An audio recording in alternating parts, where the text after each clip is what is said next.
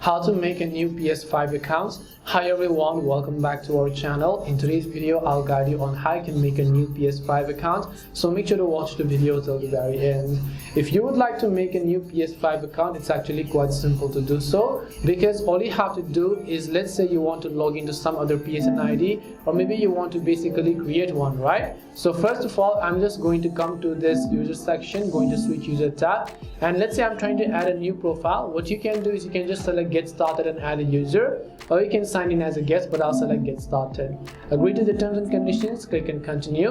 Of course, you can select a user that you like, click and confirm and continue. And after you've done that, what you want to do is, for this you want to sign into your PSN ID, right? So make sure to click on the user, click on profile over here, and then after you've done that, you'll be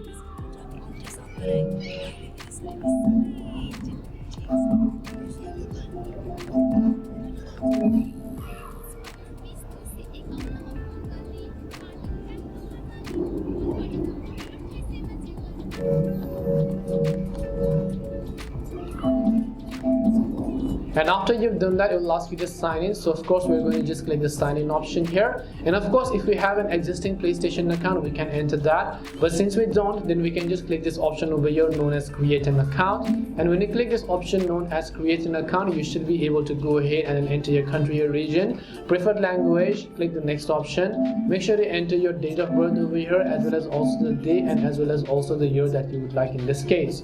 Once you go ahead and enter them, you can just click the next option, and now you can simply choose to enter the email address and the password you want to use. Confirm the password, click the next option, and your new PS5 account will get successfully created.